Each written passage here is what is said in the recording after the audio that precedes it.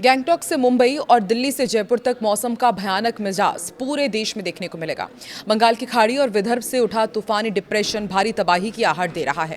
Delhi NCR में हल्की बारिश का अलर्ट है, जबकि पंजाब और राजस्थान में झमाझम बारिश होना तय माना जा रहा है। वहीं मुंबई में समंदर की तूफानी लहरों के साथ मूसलाधार बारिश और उत्तर प्रदेश में कड़कड़ाती बिजली और तूफानी बौछारें जनजीवन को अस्त व्यस्त कर रही है।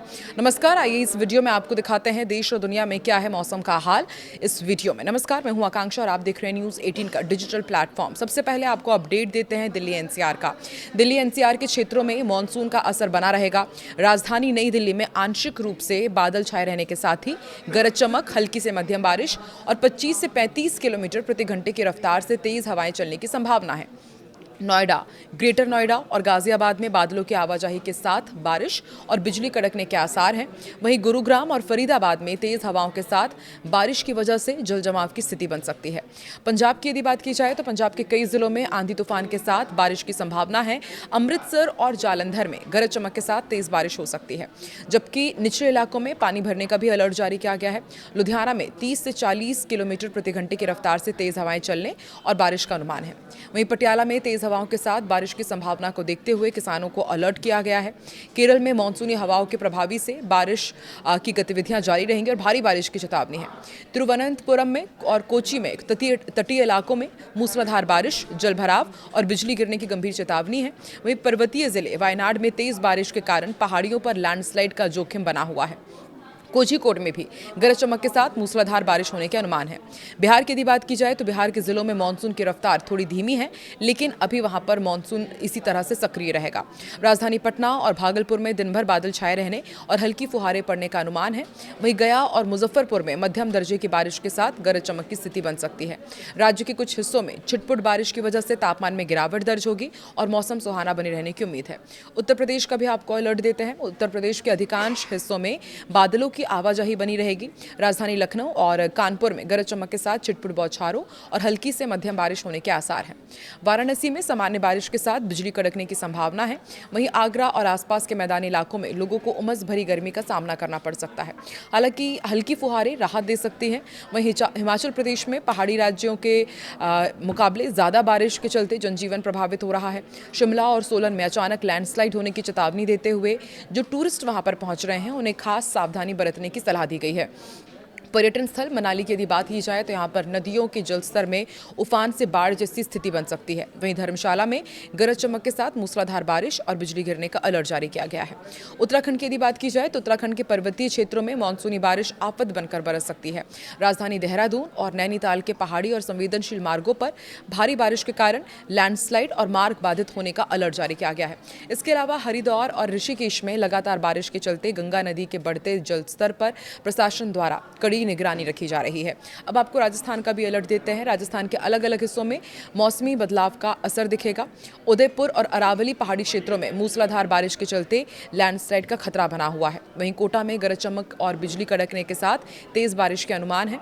राजधानी जयपुर और जोधपुर में दिन भर आंशिक रूप से बादल छाए रहेंगे और कुछ स्थानों पर हल्की से मध्यम बारिश दर्ज की जा सकती है। गुजरात की यदि बात की जाए तो गुजरात के कई जिलों में अभी भी भारी से अति भारी बारिश को लेकर स्थिति चिंताजनक है। अहमदाबाद में रेड अलर्ट के साथ शहरी बाढ़ का गंभीर जोखिम उत्पन्न हो सकता है। सूरत और वडोदरा की यदि बात की जाए तो यहां पर मूसलाधार बारिश के चलते जल भराव की पूरी आशंका है। राजकोट के साथ ही सौराष्ट्र के इलाकों में आंधी तूफान के साथ मूसलाधार बारिश की चेतावनी मौसम विभाग की तरफ से दी गई है। देश भर में तेज बारिश का दौर जारी है। मध्य प्रदेश, गुजरात, उत्तर प्रदेश, बिहार समेत 16 राज्यों में भारी बारिश हो रही है। उत्तराखंड में रुद्रप्रयाग के गौरीकुंड के पास लैंडस्लाइड होने से केदारनाथ यात्रा लगातार तीसरे दिन फिर बंद है। इसके बाद कई घरों में मलबा घुस गया, गाड़ियां बह गई। पहाड़ी मैदानी इलाकों में लगातार हो रही बारिश की वजह से हरिद्वार में गंगा खतरे के निशान के करीब पहुंच गई है। असम में बाढ़ से हाहाकार मचा हुआ है। मरने वालों की संख्या बढ़कर 78 तक जा पहुंची है और 3 लाख से ज्यादा लोग अभी भी जल भराव की समस्या से जूझ रहे हैं। मध्य महाराष्ट्र, मराठवाड़ा, विदर्भ और तेलंगाना में रेड अलर्ट है। रेड अलर्ट का मतलब होता है कि 24 घंटे में 204 मिलीमीटर से ज़्यादा बारिश होना। इससे आप अंदाज़ा लगा सकते हैं कि यहाँ पर हालात कितने चिंताजनक हैं। प्रभावित इलाकों में 13,000 परिवारों के घरों में अभी भी बिजली नहीं है। राज्य में जिस तरह से भीषण बाढ़ आई है उसके बाद 11 दिन बाद भी कई परिवार अभी भी अंधेरे में रहने को मजबूर हैं। बाढ़ के कारण कई जिलों में भारी तबाही हुई है। घरों में कीचड़ भर गया है। प्रभावित इलाकों में गौरी सागर, शिवसागर, नजीरा, अमगुरी और डेमो शामिल हैं। 19 जुलाई की सुबह से नागालैंड और ऊपरी असम के ज़िलों में जो भारी बारिश हुई उसकी वजह से हमने देखा कि कई हिस्सों में भारी तबाही हुई। बाढ़ के कारण मरने वालों की संख्या 78 के पार कर गई है। 3 लाख से ज़्यादा लोग अब भी प्रभावित हैं और आईएमडी ने अगले 2 दिनों में गुजरात के कई ज़िलों में बहुत ज़्यादा बारिश की चेतावनी दी है और माना जा रहा है कि कई ज़िलों में भारी से बहुत ज़्यादा बारिश होने की संभावना है। सूरत, वडोदरा, अहमदाबाद, भावनगर, भरूच, आणंद, नर्मदा, तापी, डांग, छोटा उदयपुर, पंचमहल, दाहोद और महिसागर में हाई अलर्ट है। अहमदाबाद, सूरत, पंचमहल, आणंद, भरूच, नवसारी, जामनगर, खेड़ा और वडोदरा समेत कई जिलों में शुक्रवार को सभी स्कूल कॉलेज बंद रहे। स्थानीय अधिकारियों की छुट्टियां रद्द कर दी गई हैं। हर जिले में 24/7 कंट्रोल रूम चालू रखने और क्लास 1 का अधिकारी तैनात रहने के आदेश दिए गए हैं। राहत और बचाव कार्यों के लिए संवेदनशील इलाकों में एनडीआरएफ, एसडीआरएफ की टीमों और भारतीय सेना, नौसेना और वायुसेना को स्टैंड बाय पर रखा गया है।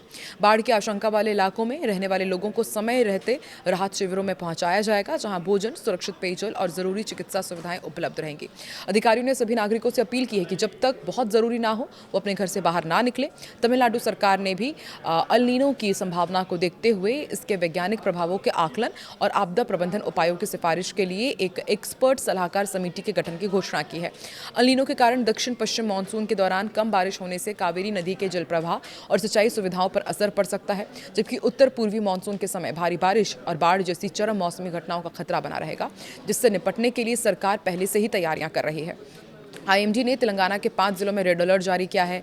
आदिलाबाद, कुबराम भीम, आसिफाबाद, मंचिरियल, निर्मल और जगतियाल ये तमाम इलाके हैं जहां पर भारी बारिश हो सकती है और तेज़ हवाओं के साथ भारी बारिश का अनुमान है। साइबराबाद में वर्क फ्रॉम होम की सलाह दी गई है। तो देखिए, एक एक करके हमने आपको अलग अलग राज्यों में क्या है मौसम का हाल ये बताया। आप देश के किस हिस्से से ताल्लुक़ रखते हैं और वहाँ पर अभी क्या है वेदर अपडेट, कमेंट सेक्शन पर ज़रूर बताएं।